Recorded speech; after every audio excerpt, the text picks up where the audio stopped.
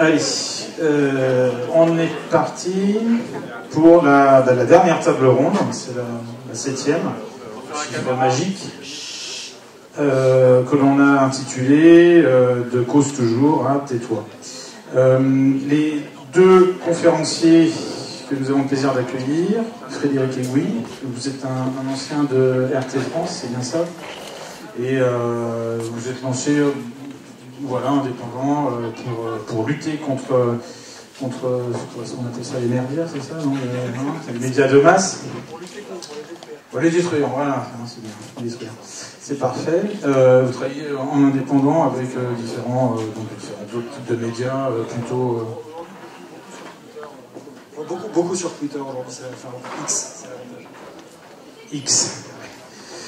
Et à ma gauche, Xavier Azalbert, vous êtes directeur de la rédaction de François, président aussi d'une association qui a été très engagée pendant la période Covid, et qui est toujours engagée aussi. Je parlais donc de l'association Bon Sens. On a accueilli à l'instant d'ailleurs son vice-président. À croire qu'on est noyauté, hein, dans le bon sens. Pas de conflit d'intérêt, me dit-il. C'est bien, bravo. Bon, attaquons. On va faire ça un petit peu, bien sûr, de façon sérieuse, hein, mais quand même en prenant des exemples un petit peu légers. On aborde quand même un sujet qui est assez préoccupant, puisque c'est celui de la liberté d'expression. Et si on veut recaler vraiment avec l'actualité très très proche, je serais tenté de dire, déjà de tendre le micro à Xavier et lui demander comment va M. Vargon. Je pense que c'est plutôt assez malade que je pense, parce qu'apparemment il a des statistiques qui sont très mauvaises dans son hôpital, puisque j'ai appris lors de l'audience de la semaine dernière, en fait de cette semaine même, c'était il y a quelques jours, c'était cette semaine qu'il avait comme témoin de moralité un certain Damien Barrault, qui est médecin dans l'Est de la France, qui est un grossier personnage. Et donc il avait une attestation, c'était son témoin de moralité. Alors donc on va poser quand même la question en lui lisant quelques tweets injurieux, si jamais à la lecture de ces tweets il pensait toujours que c'était un bon témoin de moralité, et apparemment ça lui posait pas de problème. Et quand on lui a aussi posé la question de savoir quelles étaient les statistiques du docteur Barrault à 43% de décès pendant la période Covid, je crois que c'est 43%, c'est peut-être 41%, il a dit mais vous savez, j'ai eu aussi de très mauvaises statistiques dans mon hôpital. Donc comme il fait 155 000 tweets en l'espace de, je crois, 11 ans, ça fait 38 tweets par jour. Je pense que ces malades ont vraiment du souci. Pour revenir à cette affaire qui vous a opposé à ce docteur Vargon, donc c'était en 2021, on est au plus fort de la crise Covid. Est-ce que vous pensez qu'une affaire comme celle-là, qui touchait général de la liberté d'expression, est-ce que vous pensez que c'est une affaire qui aurait pu se produire à un autre moment qu'au moment de la période Covid, qui était quand même un peu folle? Je pense que les problèmes de liberté d'expression, ils ont existé de tout temps, puisque la liberté, elle ne s'use que si on ne s'en sert pas. Et je pense qu'on ne s'en est pas beaucoup servi, on ne s'en rendait pas totalement compte. Donc on ne peut pas dire que la période Covid a été différente des autres périodes. Par contre, ça a été une période accélératrice. Et ce qui s'est passé en plus, c'est qu'il y a eu une apparition d'inversion accusatoire, de monopolisation de l'information dans un sens qui était totalement monolithique, avec des gens qui tombaient dessus et qui nous tombaient dessus. C'est-à-dire qu'on ne pouvait, il y avait des sujets dont on ne pouvait plus parler. Alors on ne pouvait plus parler de l'hydroxychloroquine, le professeur Perron, et puis tout d'un coup, persona non grata, moi-même, alors que j'étais pas journaliste à l'origine. Enfin bref, on est devenus des personnes à ne pas écouter parce que notre discours ne correspondait pas à ceux qui étaient attendus, à ce qu'on attendait de nous. En fait, c'est digne des méthodes soviétiques, on va dire, hein. C'est digne des méthodes staliniennes, c'est-à-dire que la parole a été interrompue, coupée, et ça continue encore. Alors, c'est en train de se libérer, mais pas partout. Et c'est assez intéressant parce que dans le dernier mois, j'ai été à l'Est, à l'Ouest, j'arrive de Roumanie aujourd'hui, donc on pourrait se dire que la Roumanie, qui était le dernier pays en Europe qui a fait une révolution, c'est très intéressant de voir que eux, ils ont vraiment fait usage de la liberté d'expression. J'étais à côté du monument aux morts de la Révolution de 1989. Et c'était très intéressant d'écouter les gens, parce que j'étais avec des sénateurs qui m'ont dit la chose suivante. Vous savez, nous, on sait, on ne doit pas faire confiance au gouvernement parce que le gouvernement n'agit toujours pas dans notre intérêt. Et ils le savent, parce qu'ils l'ont vécu, de leur vivant. Tandis que nous, on l'a vécu au travers de nos grands-parents, on n'a pas vécu la guerre, on n'a pas vécu la collaboration, et je pense que ça, c'est une vraie leçon. Il faut se souvenir de ces éléments-là. Il y a un point que vous avez soulevé à l'instant, c'est la finalité de l'information. L'information, elle a bien toujours un objectif quand elle est diffusée, et notamment par son diffuseur. Ça me paraît assez essentiel. Sur la partie indépendante, qui est aujourd'hui votre activité de journaliste indépendant, quelles difficultés rencontrez-vous justement dans l'exercice de votre métier? Est-ce qu'il y a eu un changement alors, on revient toujours à cette période Covid parce qu'elle est un peu charnière, mais est-ce qu'il y a eu un avant, un après? Comment vous l'avez vécu? Alors écoutez, moi, il n'y a pas beaucoup de changements parce que, donc, vous savez, comme vous l'avez dit, je bossais pour RT France avant. Je suis arrivé dans ce métier parce que j'avais conscience, je voyais que l'information était biaisée, et je le digérais pas, pardon. Et donc je suis arrivé en bossant pour RT France, et mon média, en l'occurrence, a été censuré, et aujourd'hui je fais face au même problème en tant que journaliste indépendant. C'est-à-dire que j'ai été à l'Élysée, j'ai posé une question, et aujourd'hui je suis blacklisté de l'Élysée, je ne peux plus y revenir. Et je reviens sur ce que disait Xavier tout à l'heure. Le problème auquel on fait face aujourd'hui, un des problèmes fondamentaux, c'est effectivement ce cadre. Il y a un cadre qui est défini aujourd'hui, qui est défini par qui? Je pense qu'il va falloir se poser sérieusement la question aujourd'hui. Et ce cadre qui est extrêmement restrictif, en fait, vous ne pouvez pas en sortir. C'est-à-dire que si vous sortez de ce cadre-là, vous êtes automatiquement, enfin, vous n'avez plus le droit d'exister dans ce qui fait l'opinion publique. C'est-à-dire que le débat est complètement sclérosé. Et ce cadre est de plus en plus restrictif. On l'a vu donc effectivement pendant la période Covid, mais pas seulement pendant la période Covid. Moi, je m'intéresse à la politique internationale. Je travaille sur l'Ukraine.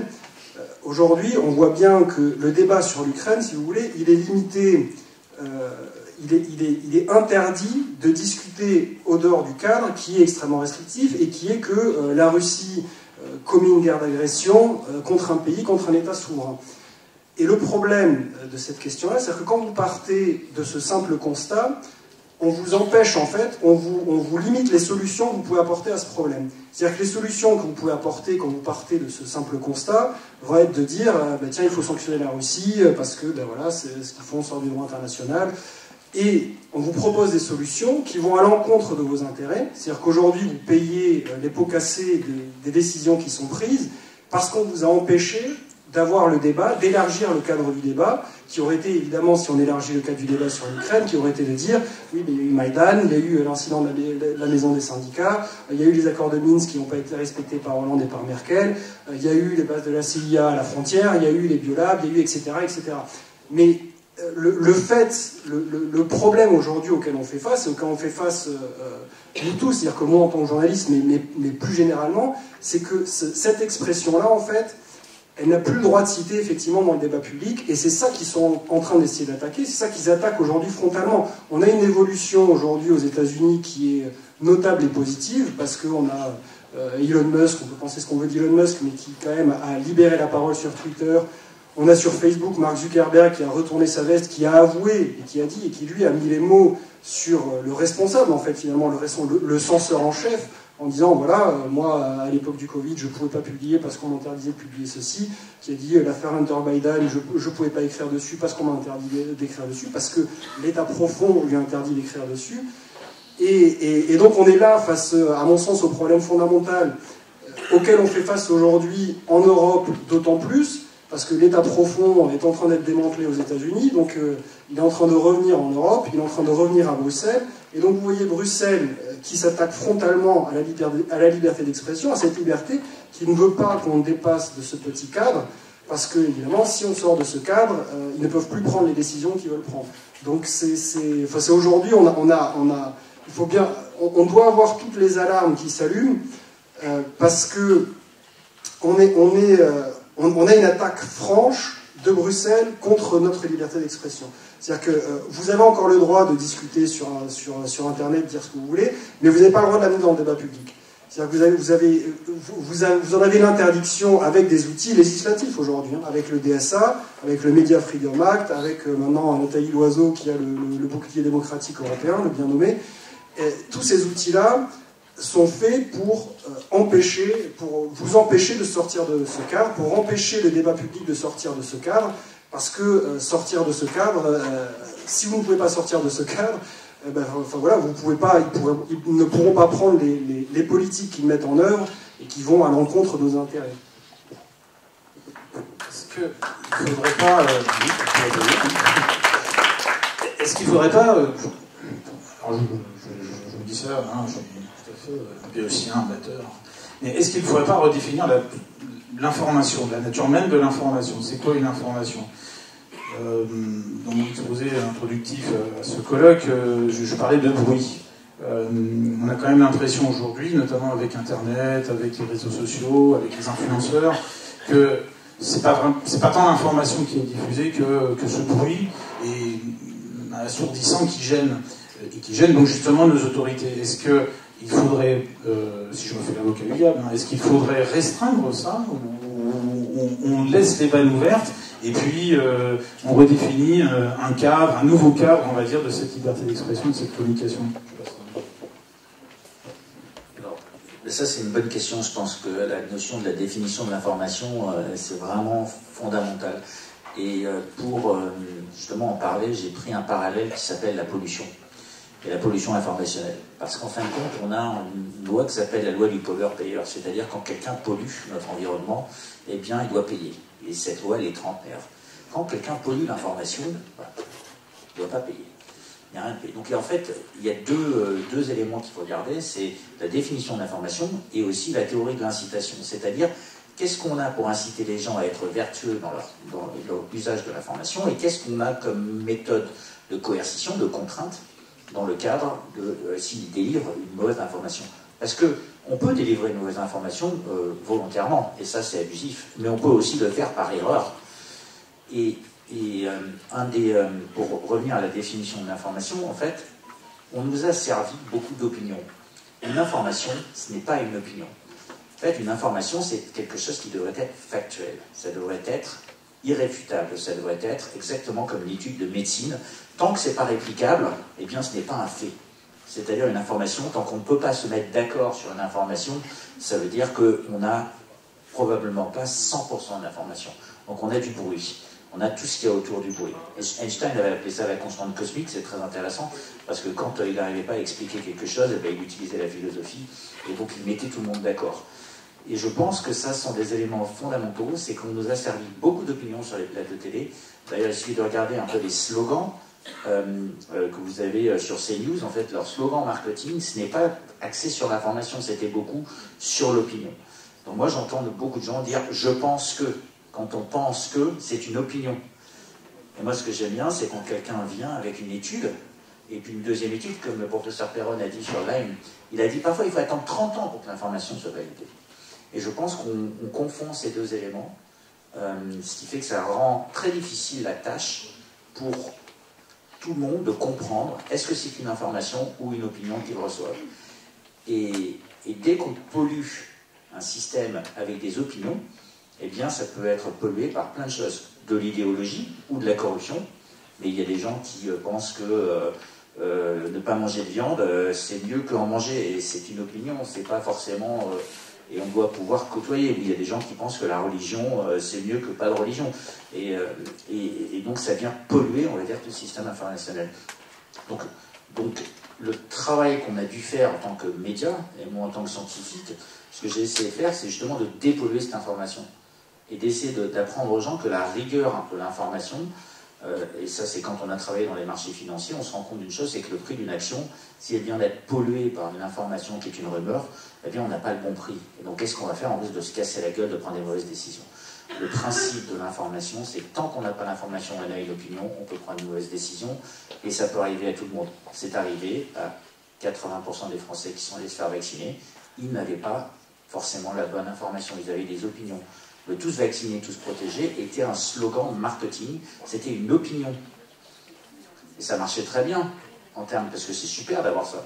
Tous vaccinés, tous protégés. Mais en fin de compte, c'est faux. Est-ce que ça voudrait dire que demain, il faudrait supprimer tous les commentaires, par exemple, sur un article qui est diffusé? Alors, ici, c'est quand on a fait un peu de mathématiques, il y a ce qui s'appelle le théorème limite. C'est-à-dire qu'il faut justement laisser tous les opinions ont droit de citer. Tout. Les bonnes, les mauvaises. Il n'y a pas de mauvaise opinion. Il y a des opinions avec lesquelles on peut ne pas être d'accord, mais il faut que tout... Parce qu'à la limite, quand on va avoir des millions d'opinions, eh bien, c'est là où on va commencer à avoir une forme d'information. On va tester la limite.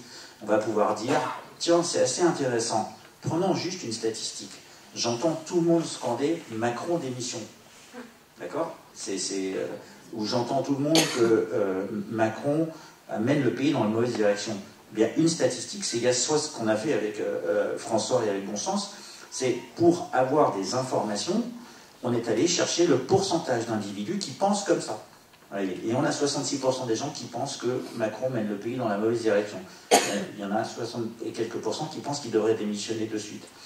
Et il n'y en a que 20%. Mais je vais vous donner un autre exemple. Tout le monde parle du réchauffement climatique. Et on se dit, c'est une autre information, je vais donner juste des chiffres, parce que les chiffres, ça devient difficilement réfutable. Alors bien sûr, j'ai dit tout à l'heure, il fallait les répliquer. Donc un sondage, il faut avoir plusieurs éléments dans le temps, de manière à voir son évolution. Il y a 77% des Français dans ce sondage, sur un échantillon représentatif des Français. Donc c'est les mêmes techniques que ceux qu'ils utilisent et qu'on doit utiliser. C'est représentatif de la base française, 76%, qui disent que le gouvernement devrait changer complètement sa politique sur le réchauffement climatique ou le dérèglement climatique, et surtout devrait écouter les avis contradictoires. Ce qui veut dire que 77% pour moi c'est presque tout le monde en France, hein, c'est pas 51%, c'est une majorité largement qualifiée. Ce qui veut dire que les Français sont bien plus au courant, que le gouvernement n'écoute pas les voix contradictoires, ils sont capables de le dire, et donc moi ça me rassure de savoir que mes compatriotes s'informent, ils sont loin d'être mal informés, ils sont au contraire sensés, et que ceux qui essayent de pousser un agenda qui est contraire aux intérêts individuels doivent instrumentaliser l'information de manière à arriver à les convaincre. C'est exactement comme avec les élections qu'il y avait en Roumanie, où il y a Camille Georgescu qui avait des élections qui ont été annulées. J'étais avec un des candidats, pas plus tard qu'hier, qui expliquait la chose suivante. On a annulé ces élections. Ce sont ces mots, hein. Donc ça ne veut pas dire qu'on doit être d'accord. On annule ces élections parce que nous n'avons pas voté conformément aux attentes de ceux pour qui on aurait dû voter. En fait, ils ont voté selon leurs propres envies, mais ça ne correspondait pas aux attentes. Et donc voilà pourquoi on annule ces élections. Voilà la perception qu'ont beaucoup de Romains. Et donc ces éléments-là, on voit bien que cette information, c'est on vous donne une opinion. Leur opinion, c'est qu'on veut une Europe fédérale. Eux, ils n'en veulent pas. Et du coup, c'est exactement comme le traité de Maastricht. Le traité de Lisbonne, pardon. Ou le référendum.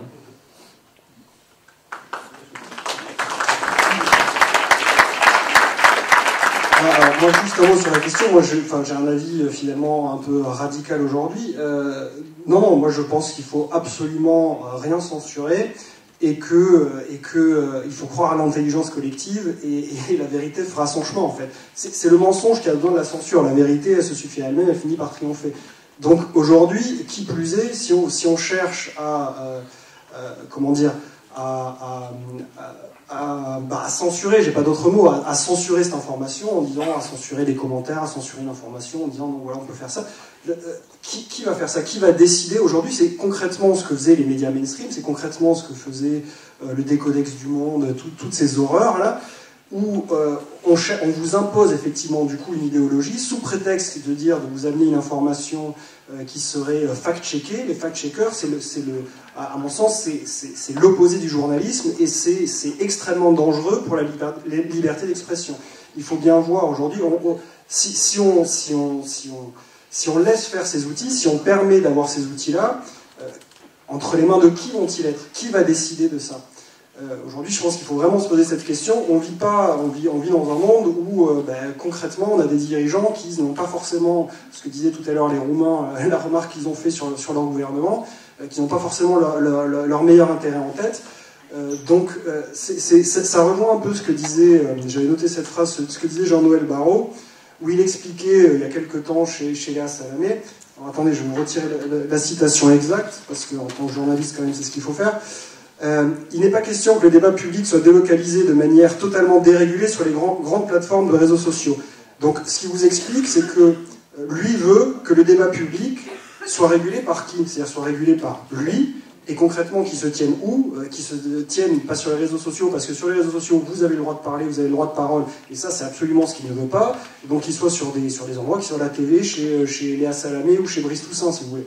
Et c'est là où on a, encore une fois, c'est totalement inacceptable en fait. C'est totalement inacceptable ce que veulent faire ces gens. Et donc moi je suis pour une liberté pratiquement absolue, si vous voulez. Évidemment dans les limites de la loi, bien sûr. Mais là-dessus, je ne prendrai pas tous les jours, mais là-dessus je prendrai exemple sur le premier amendement de la Constitution américaine qui défend vraiment fondamentalement la liberté d'expression. Et qui, aujourd'hui, je pense, a pu amener un vrai changement dans leur pays, qui serait un changement, à mon sens, structurel, qui serait impossible sans ça, en fait.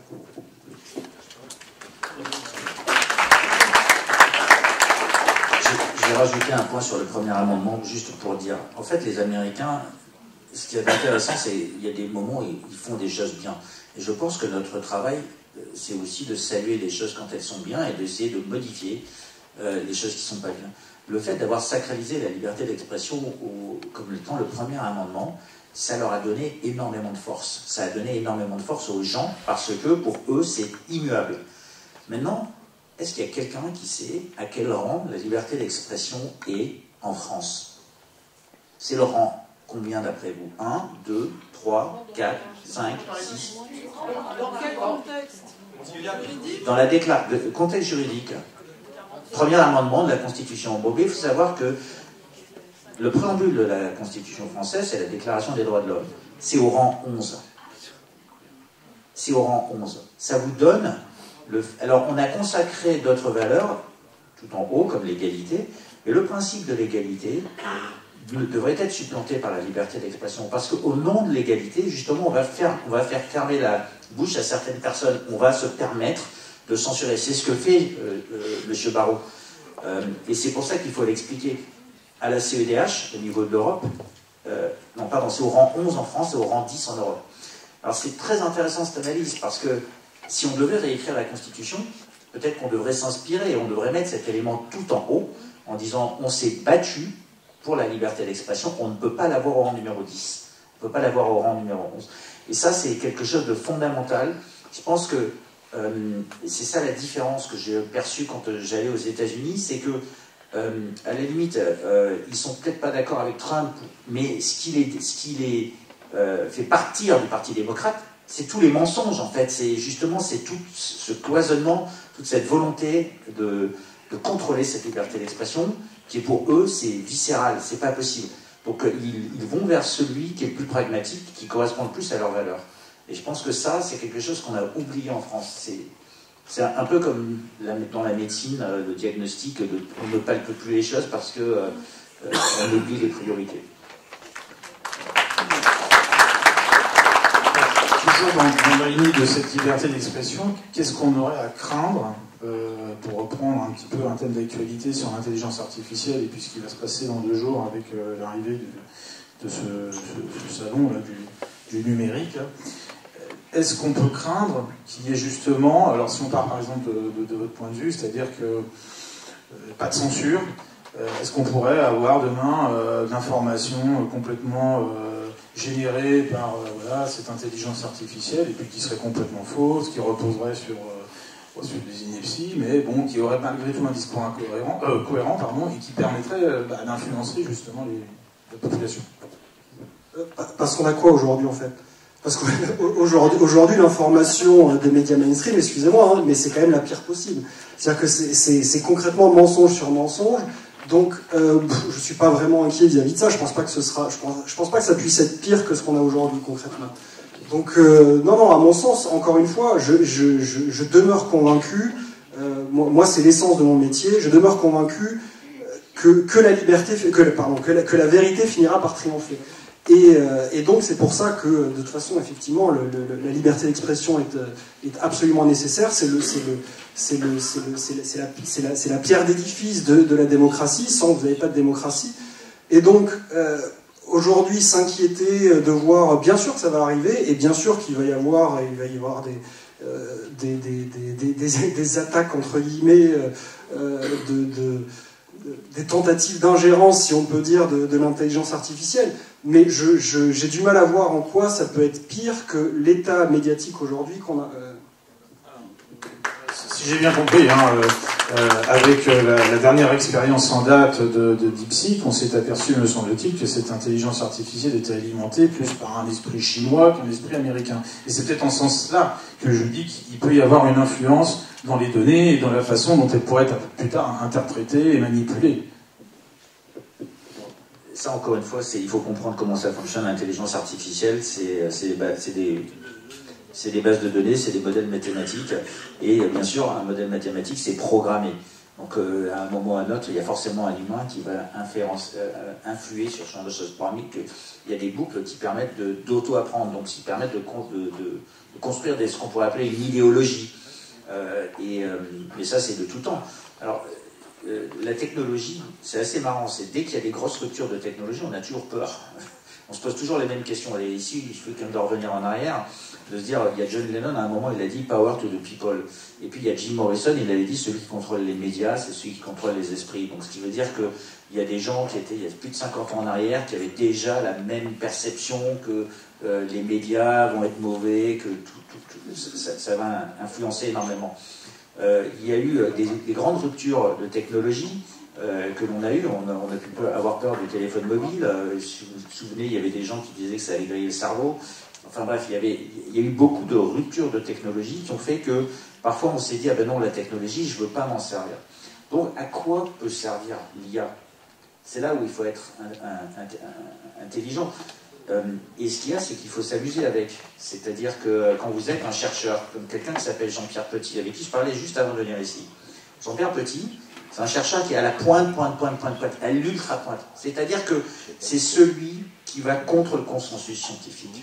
C'est le 1 qui dit que la Terre est ronde alors que tous les autres disent que la Terre est plate.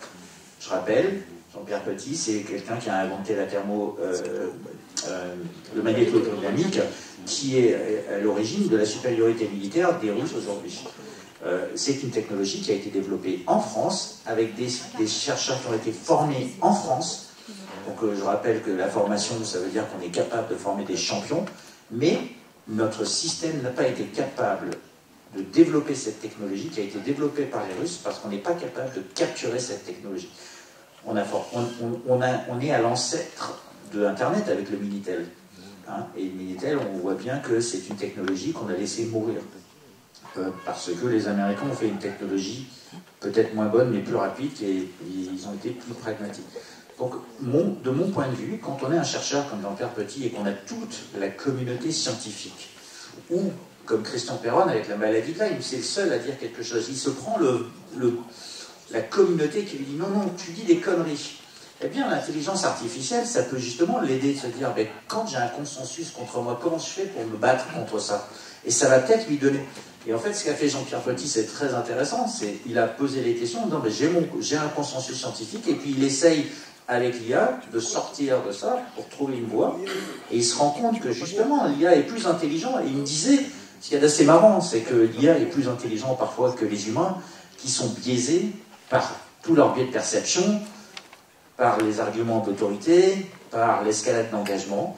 Donc ça peut aider dans certains sujets, ce que j'appelle à la marge. Je pense que c'est là où ça va aider.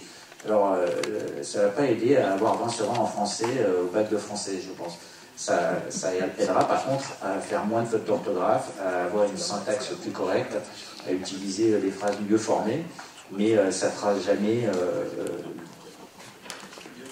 un deep blue aux échecs. A mis énormément de temps à gagner.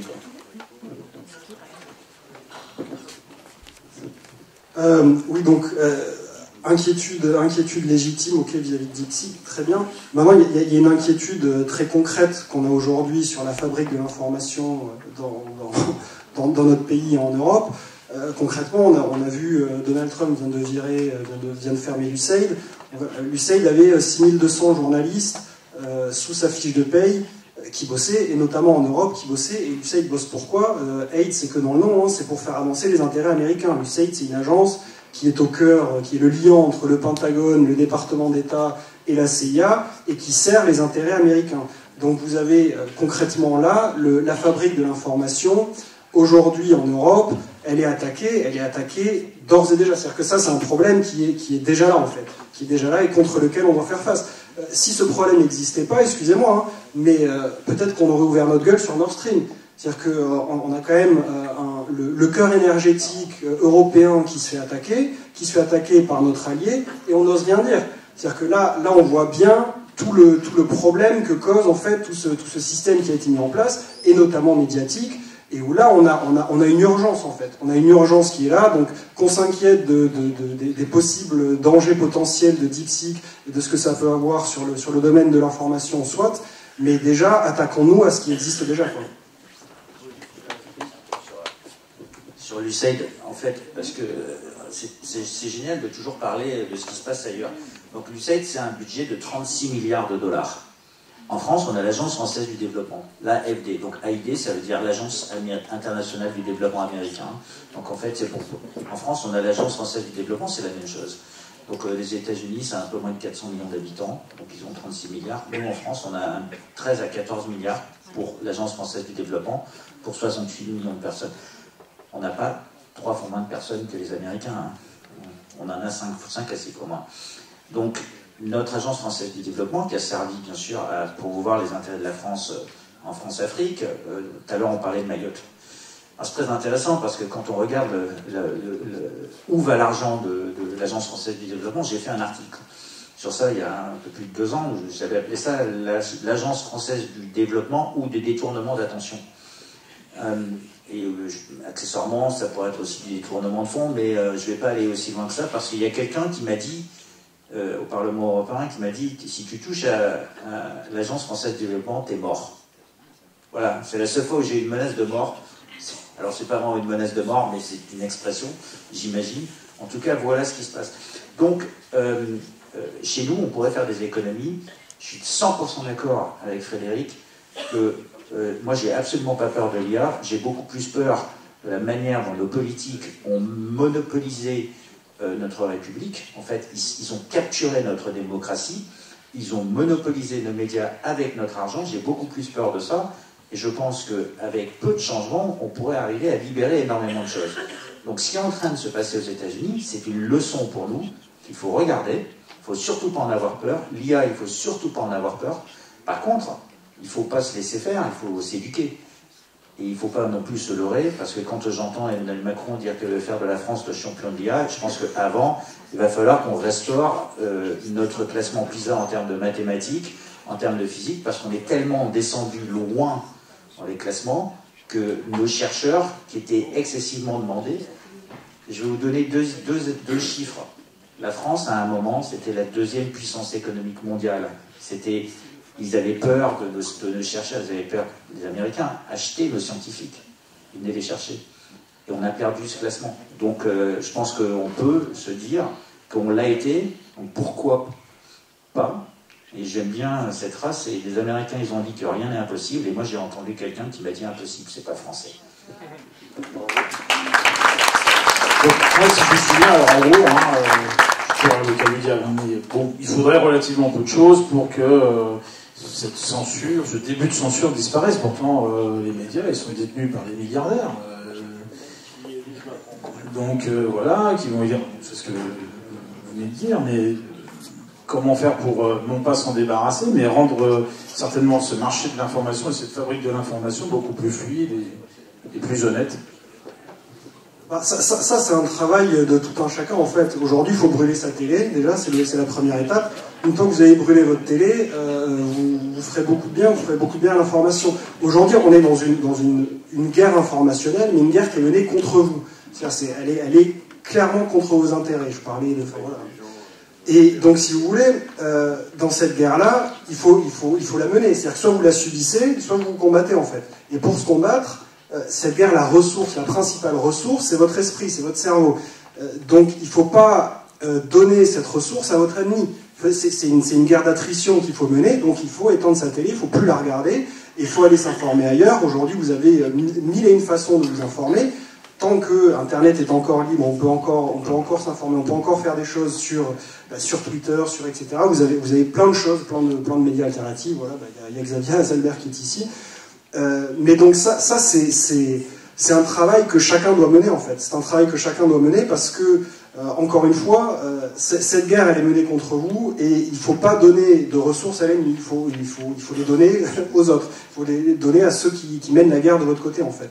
Donc ça, il y a un travail, à mon avis, qui est assez facile à faire et qui va se faire parce qu'il y a aussi une question évidemment générationnelle. Aujourd'hui, les jeunes générations s'informent beaucoup moins sur la télévision, ce qui est très bien. Et donc la bascule va se faire. Et on en voit le résultat, encore une fois. On peut aimer, ne pas aimer Donald Trump, mais Donald Trump a été élu pas par les médias mainstream. Il a été élu parce que, justement, par les médias alternatifs. C'est-à-dire que la différence fondamentale, ce qui est la bascule, c'est Joe Rogan. Si vous connaissez un peu les médias américains, c'est un podcast, et donc qui va à l'encontre des médias traditionnels. Les médias traditionnels aux États-Unis sont en train de s'effondrer, et du coup, vous avez Robert Kennedy qui va être ministre de la Santé, si vous voulez. Vous avez un changement en profondeur qui est possible. Donc il faut arrêter de leur donner des munitions, il faut armer ceux qui se battent contre eux, quoi. C'est une situation qui serait possible en France. Bon, c'est arrivé aux États-Unis, bon voilà, avec d'ailleurs certainement ça a été facilité par ce fameux premier amendement, mais en France, on en est loin, non? J'ai quand même l'impression que... Les médias alternatifs existent, hein. Enfin, vous avez Xavier Azalbert ici, vous avez Toxin, vous avez TV Liberté, vous avez des médias de gauche aussi, vous avez Aude Lancelin, etc. Enfin, il y en a plein, il y en a beaucoup. Évidemment, il y a une différence qui est certes fondamentale, c'est qu'on n'a pas de milliardaires, nous, dans notre camp, et ça, c'est sûr que ça compte. Mais il n'en demeure pas moins que c'est un travail collectif. Si demain, l'émission de Léa Salamé est regardée par 200 000 personnes et la matinale de Toxin est regardée par 2 millions, on va avoir... Enfin, la bascule va s'effectuer, en fait. Vous avez touché du doigt un point qui m'interpelle quand même. Alors ça dépasse un petit peu le cadre de la communication et des libertés d'expression, mais en fait, je trouve un paradoxe, une incohérence au fait que Trump soit élu sur une bonne base de populisme, et il a été aidé par de nombreux milliardaires, donc chose qui, à mon sens, aujourd'hui, n'arriverait jamais en France. J'imagine même pas un candidat aujourd'hui arriver et dire voilà, moi je suis pour le peuple, et puis derrière lui, il a une armada de milliardaires. J'ai du mal à assimiler le concept. Alors ça viendra certainement, mais et du coup je me dis, par rapport à ce que vous venez de dire, bah voilà, je pense qu'on en est encore très très loin. En fait, et je le vois encore de très très loin, peut-être que justement il y aura des questions qui seront posées dans la salle par rapport à ça, mais j'ai quand même l'impression que si ces médias alternatifs, parce qu'il faut quand même de l'argent, à un moment donné, il faut mettre le paquet, hein, c'est la diffusion, hein, c'est pas uniquement se mettre dans sa chambre et puis avec une caméra, un plan fixe, diffuser sa petite info. Mais ça veut bien dire qu'à un moment donné, ces milliardaires ont décidé de soutenir ces médias alternatifs. Je ne pense pas qu'aujourd'hui on ait ça en France. Si ? J'ai appris une chose, c'est qu'en France on n'a pas de pétrole, on a des idées. Donc en fait, si jamais on n'a pas d'argent, il faut essayer de trouver d'autres moyens. Donc, et déjà, il y a le peuple, hein, déjà, qui sous-finance tous ces médias indépendants. Donc je tiens à remercier tous ceux qui financent François, tous ceux qui financent tous les médias. Et moi, il y a un point qui m'importe, parce que quand même le sujet, c'est l'information. Et on a parlé, Frédéric a dit, il y a des médias de gauche, il y a des médias de droite. Pour moi, l'information, elle ne devrait pas avoir de couleur politique. C'est exactement comme les droits fondamentaux. Donc je pense qu'aujourd'hui, la première des choses dont il faut qu'on se défasse, c'est très bien de s'éloigner de sa télévision, mais la première des choses qu'il faut qu'on fasse, c'est se défaire de ces idéologies de droite ou de gauche qui nous enferment dans un camp ou dans l'autre. Ce qui a été fait dans certains pays, et il suffit de regarder en Roumanie, aux États-Unis, on peut prendre ces deux exemples-là, parce que c'était deux pays que j'ai visités récemment, et j'ai voulu y aller voir pour justement me défaire des biais. Je suis allé en Russie l'année dernière, justement pour me défaire de ces biais, de tout ce qu'on nous raconte. Et quand on analyse ce qui s'est passé aux États-Unis de manière formelle, ils sont regroupés autour d'un système de valeurs. Il ne sait plus une idéologie. Donc les démocrates, j'en vois énormément qui écrivent « Je ne veux plus voter démocrate parce qu'ils ont trahi mes valeurs ». Donc le principe de base, c'est quoi? Il faut qu'on se mette sur les valeurs. Et qu'est-ce qu'a fait Trump? Il est allé sur le bon sens, ce qu'il a appelé common sense. Alors avec Christian Perron, on a monté cette association. On l'a pas fait exprès, on n'a pas vendu l'idée à Donald Trump. Hein, je pense qu'il n'a pas besoin de nous pour ça. Non, mais le constat était simple, c'est que quand on commence à être biaisé par une idéologie politique, quand l'information commence à être biaisée par énormément de forces qu'on ne contrôle plus, il ne nous reste que à nous regrouper autour d'un système de valeurs et du bon sens. Parce que ce que dit avec l'intelligence collective, avec le théorème à la limite, c'est qu'à la limite, le bon sens, il va retrouver, c'est le pendule, qui va retrouver son équilibre. Parce que le mensonge ne peut pas perdurer dans le temps. Parce que ça coûte tellement cher, en fin de compte, de faire du mensonge.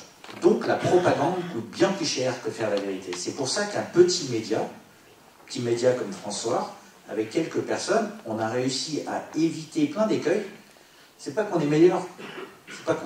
C'est juste que nous n'avons pas d'idéologie politique, nous n'avons pas de biais, de tropisme dans un sens ou dans l'autre. Moi, s'il y a quelqu'un qui me dit Mélenchon il a raison ou Marine Le Pen elle a tort, je vais écouter. Peu importe qui est la personne qui va porter l'idée.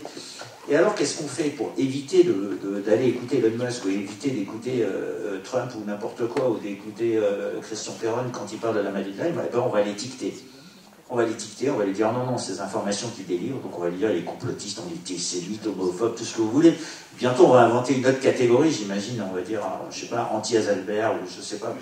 Bref, il va y avoir forcément une étiquette qui vont arriver, mais c'est des vieilles méthodes, en fait, hein, cet étiquetage.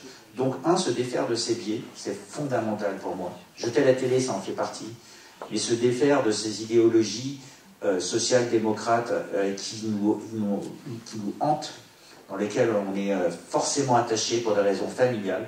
Je pense qu'aujourd'hui, se regrouper autour d'un système de valeurs, et là l'information en bénéficiera énormément. Le momentum de l'information, la fabrique des tendances, eh bien, vous fabriquerez des meilleures tendances avec ce genre de choses.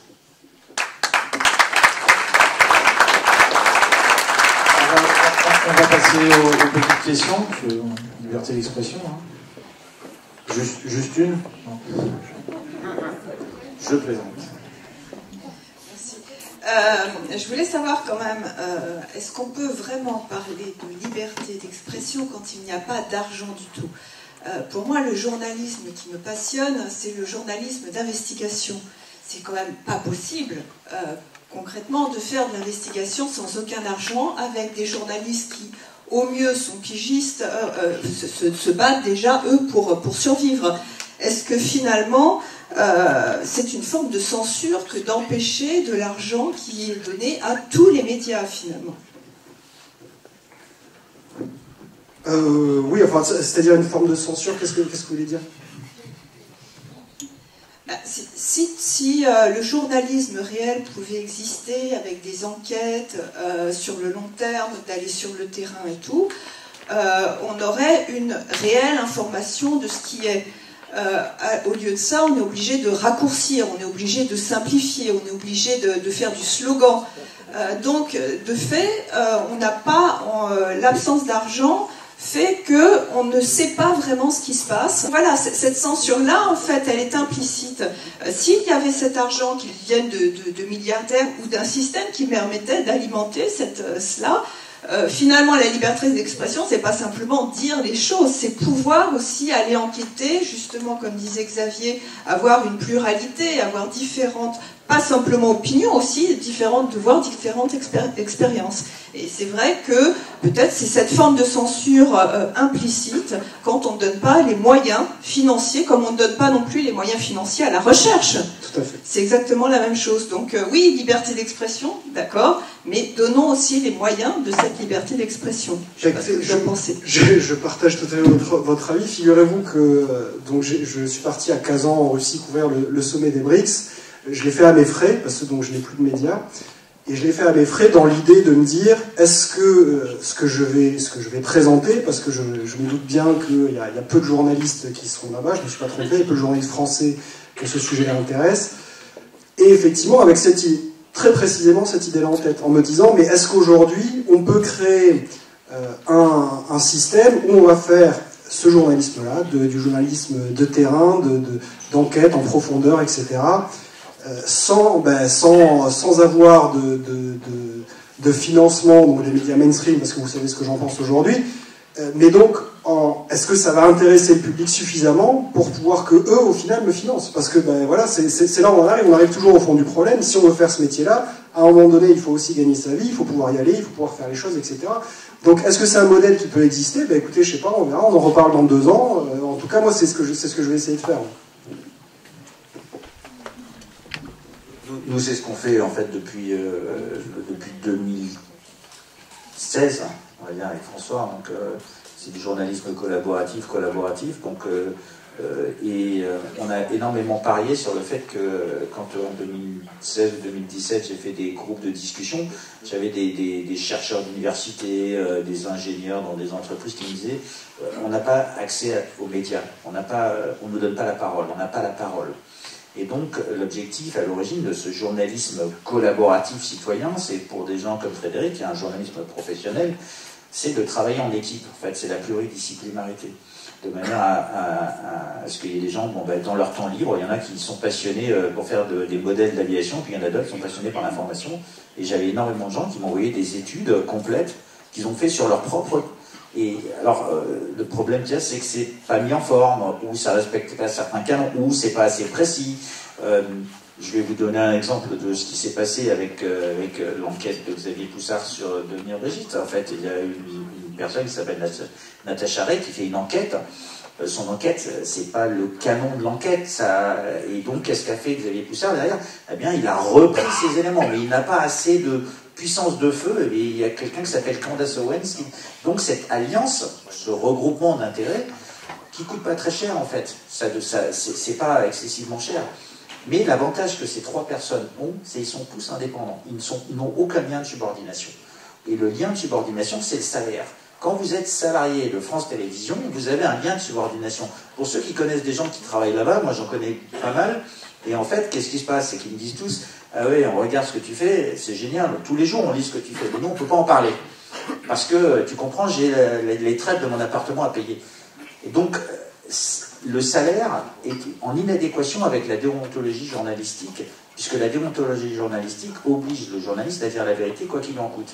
C'est-à-dire qu'il devrait aller à l'encontre de son patron, de ne jamais accepter un lien de subordination, et le problème qu'on a, il est là. Le deuxième élément sur lequel je parlais, c'est le travail associatif. Donc le travail associatif est vraiment très fédérateur et très important. Il y a des associations comme Anticorps qui se battent contre la corruption. Il y en a d'autres, comme Bon Sens. On a publié 20 ou 25 études scientifiques. Ces études scientifiques, elles prennent énormément de temps et en fait, on le fait sur notre temps libre. Donc, ça ne veut pas dire que ce temps ne devrait pas être rémunéré, mais je pense qu'il faut se rappeler une chose, c'est que notre système de valeurs nous a amené à redistribuer. Eh bien, il faut savoir redistribuer son temps, il ne faut pas toujours attendre quelque chose en contrepartie. On a passé énormément de temps avec Christian Perron sur ces études scientifiques. Il n'y a pas une personne de chez Bon Sens qui a fait ces études qui a été rémunérée. Et c'est une étude comme ça, c'est 150 heures ou 200 heures de travail. Donc, je ne sais pas, 10 € de l'heure, ça ne fait pas très cher. Voilà un peu ce que je pense que aussi, il ne faut pas oublier qu'il y a d'autres systèmes, notamment dans l'information. On n'a pas besoin d'avoir des milliards. Alors, Elon Musk, il a acheté Twitter, c'est génial. En fait, quelqu'un a dit 44 milliards, c'est le coût de la liberté d'expression. Si on réfléchit, 44 milliards à la taille de l'humanité, c'est que dalle, c'est rien du tout.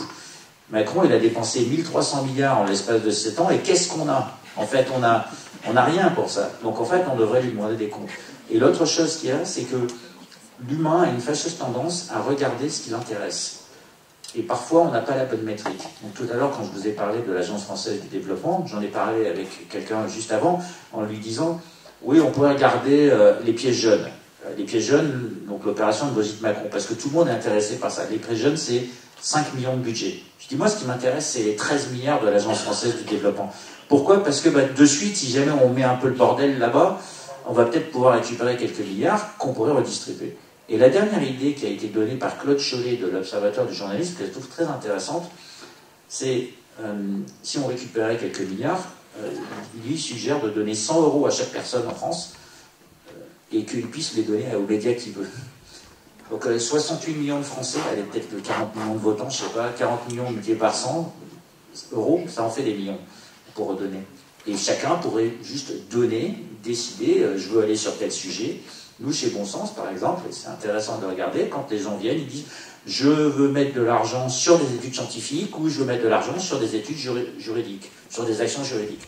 Et il y a des gens qui disent « je vous laisse libre de faire ce que vous voulez ». Donc je pense que travailler avec les gens en équipe, c'est très intéressant et important de le faire comme ça.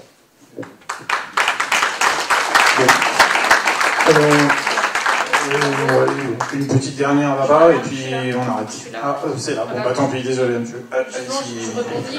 C'était pour savoir si vous étiez pour ou contre le financement public des médias et faire des investigations par rapport aux propriétaires oligarques actuels qui ont des intérêts. Et en deuxième question, rapidement, votre avis par rapport à l'initiative qui avait été faite en septembre 2022 par Idriss Aberkan et Didier Maisto d'une cour de la presse, un tribunal de la presse, parce qu'aujourd'hui on voit ce qu'ils donnent leur com, enfin rien. La justice ne s'intéresse qu'aux actions en diffamation, voilà. Est-ce qu'il faudrait mettre en place une cour de la presse ? En ce qui concerne les financements publics, vous connaissez mon avis sur l'état des médias, donc évidemment, moi je sucre tout de suite. Quand vous voyez qu'on finance aujourd'hui, je ne vais pas tous les citer, mais enfin, ça n'a absolument aucun sens. Et donc oui, non, enfin là, ça me semble évident. La décision est pour moi vraiment rapidement prise. En ce qui concerne une cour des médias, un tribunal des médias, bah écoutez, je sais pas, si on arrive à un moment où tout le monde sera jugé pour ce qui doit être fait, peut-être que les médias, comme à Nuremberg, devront répondre de leurs actes. Il y a des questions qui devront se poser, en tout cas particulièrement au moment du Covid, où je pense que là, il y a une trahison qui est évidente et qui coûte des vies et qui impacte très concrètement la santé de tout un chacun, et où là, il y a une responsabilité qui doit être prise. Donc oui, alors après, comment mettre ça en place, effectivement, je ne sais pas si Didier Maisto et Idriss Aberkan y ont pensé, ont des plans. Je pense que Étienne Chouard a des idées aussi sur cette question-là. Oui, il faut y réfléchir, et bien sûr, pourquoi pas. Enfin, de toute façon, aujourd'hui, c'est un milieu à assainir, si vous voulez. C'est un milieu à assainir parce que l'information est absolument essentielle. C'est dans une société démocratique saine, c'est très important d'avoir une information de qualité. Et aujourd'hui, on voit bien que les médias, alors je parle des bandits de grand chemin, les médias mainstream, eux, luttent contre nos intérêts. Donc il faut tout faire pour assainir ce marais-là, quoi. On a fait une enquête avec François et Bon Sens justement sur cette idée de la fin des subventions aux médias. Donc il y a 53% des Français qui pensent qu'il faut arrêter les subventions aux médias. Voilà. Donc et il n'y a que 20% qui ne sont pas d'accord avec ça. Donc, moi j'aime bien me fier un petit peu à l'opinion générale, à l'opinion publique. Alors ça veut dire qu'il y en a qui veulent qu'on continue un système, mais ils sont en minorité aujourd'hui. Et ça c'est important. Deuxième point sur la Cour. Alors la Cour, le problème des tribunaux, c'est que ça vient très en aval, on va dire. Et il peut y avoir 5 ans de Covid, quoi, en fait, et on attend tous cette idée de la Cour. Donc je pense que dans la théorie des incitations, je reviens à cette théorie économique, ceux qui ont regardé un peu cette théorie des incitations, on a tous été incités à apprendre les mathématiques à l'école et à apprendre le français parce que c'est le traitement précoce contre la pauvreté. Bien sûr, le contrôle continue et on a le contrôle du baccalauréat à la fin de nos études. Donc la Cour, c'est un peu comme le contrôle à la fin des études, et je pense qu'on a besoin d'un contrôle continu, c'est-à-dire on a besoin d'un mécanisme d'incitation et de taxation qui soit beaucoup plus rapide, c'est-à-dire, je vous donne un exemple très marrant, c'est avec l'intelligence collective. Si un journaliste raconte une connerie, son devoir, c'est de le rectifier, c'est un des devoirs de la charte de Munich. S'il ne le fait pas, et je peux vous donner des multiples exemples de médias qui ne le font pas, eh bien en fin de compte, ils devraient perdre tout financement, c'est-à-dire que c'est le mois prochain. Donc en fait, ça c'est des mécanismes de coercition et d'incitation qui sont immédiats et qui aident les gens à être un petit peu meilleurs. c'est la loi du pollueur-payeur. Grosso modo, un pollueur qui pollue, il doit dépolluer. Et donc, c'est inciter à être vertueux, c'est inciter à bien travailler à l'école, c'est inciter à bien faire son travail. Et bien sûr, c'est de pénaliser, de mettre au coin, au banc de la société. Donc, on le met exactement comme au basket, ou au rugby, 10 minutes, là, si jamais il a un carton jaune, voilà, le journaliste, si jamais il le fait une fois, allez, il a un carton jaune, s'il a un carton rouge, il sort du jeu. Et je pense que le véritable sujet, c'est que nous n'avons pas dans les médias, parce que au nom de la liberté d'expression, on se permet de donner son opinion, et le problème, c'est qu'on influence les gens avec de l'opinion qui ne sont pas des faits, et quand les opinions sont biaisées, eh bien, qu'est-ce qu'on fait? On a de la propagande. Et c'est ça le problème, c'est pour ça qu'il faut une incitation. On n'a pas d'incitation à être vertueux dans l'information. Alors, juste un dernier mot sur la question, il ne faut pas oublier que si les médias sont financés par l'État, les médias ne sont plus un contre-pouvoir. Donc c'est fini en fait. Ça s'arrête là. Juste, je voulais poser, pardonnez-moi, une petite question. Il y a eu le micro. Oui. J'ai réussi à attraper. Alors, en fait, j'écris pour un média indépendant. Et la question de l'autorité, il me semble que vous avez beaucoup parlé de cette question d'autorité. Qui a l'autorité dans les médias ou pas, la télévision comme autorité, bien sûr, vu que c'est elle qui est le premier média. Maintenant, je vois aussi que dans une certaine bourgeoisie, mais en général dans les classes supérieures, il y a un besoin d'autorité. Il y a un besoin d'autorité très fort, qui se transmet par exemple avec la télévision. Et donc, parfois j'ai l'impression qu'il y a beaucoup de Français qui ne... s'ils avaient tout le marché en main de ce qui se passe vraiment dans le pays, deviendraient complètement hystériques, deviendraient complètement irrationnels, et qu'en fait on a ancré, pardonnez-moi, je me fais un peu l'avocat du diable, mais est-ce que les Français pourraient affronter vraiment la vérité sans autorité centrale? Et c'est une question que je pose, et d'autre part, nous-mêmes, on est très tributaire par exemple de quelque chose comme Google, au niveau de l'information. Et je vois, par exemple, je cherchais des informations sur quelque chose comme la 5G, par exemple, ou quelque chose comme les élections au Brésil, et vous voyez que sur Google, il n'existe plus de résultats passés la deuxième page. Ça n'existe plus. Donc, alors que vous allez trouver 10 pages sur... vous voulez acheter, je ne sais pas, un écui pour votre iPhone, vous allez trouver 10 pages. Mais là-dessus, en fait, nous sommes tributaires de cette autorité qui est Google, et nous n'arrivons pas, en fait, à nous en défaire réellement. Et nous n'avons pas non plus les moyens d'avoir une autre autorité qui soit réellement indépendante. Et Google a inséré, me semble-t-il, dans ses moteurs de recherche, justement, déjà de l'IA. Donc en fait, c'est en ça que tout à l'heure je disais qu'on peut avoir un vrai sujet, parce que par rapport à la... Voilà. La première des choses, c'est, je ne suis pas 100% d'accord que les Français ont besoin d'autorité, mais par contre, il y a une chose dont je suis certain, c'est qu'on a construit des normes, non pas pour protéger les Français, mais pour protéger ceux qui mettent les normes en place. Et donc là, le véritable problème, c'est la prolifération de normes que l'on a en France a dépassé, on va dire, la fonction d'utilité positive pour les gens. C'est-à-dire que les gens se retrouvent normés contre leur intérêt, et ça, c'est un véritable problème. Normé dans tous les sens du terme. L'éducation des enfants, l'État est censé mieux savoir que les parents pour l'éducation des enfants. Bon, je veux bien qu'ils m'éduquent d'abord, et après j'aimerais bien avoir mon libre arbitre sur un certain nombre de sujets. Deuxième truc de Google, des élections, c'est d'ailleurs une des raisons pour laquelle j'ai décidé de reprendre l'avion, même si jamais le CO2 il va en pâtir. Ça ne veut pas dire que je suis contre le réchauffement climatique, ça veut dire que je suis plutôt climato-sceptique. Mais bon, surtout quand j'ai des milliardaires qui prennent l'avion et qui, eux, ne s'appliquent pas les règles, les normes qu'ils ont fixées. Donc en fait, pourquoi pas moi, si jamais ils le font, ils ne sont pas vertueux.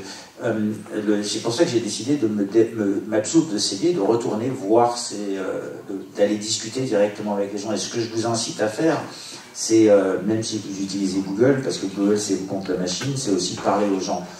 Les réseaux sociaux, à l'origine, ils ont été construits pour créer des liens entre les gens, pas justement pour casser ces liens. Et en fait, c'est un problème de désintermédiation, de réintermédiation qui est en train de se passer. Et cette désintermédiation qu'il y a eu, on a perdu ce lien physique. Comme tout à l'heure, Christian Perron parlait du fait qu'il ne palpe plus un patient. Eh bien, palper quelqu'un, s'engueuler avec lui autour d'une table sur une discussion politique à la 3e bière, parfois, Je pense que ça a du bon. Et ça, on a oublié. Donc, le refaire, c'est vraiment important. Ce sera le mot de la fin. Vous pouvez les applaudir.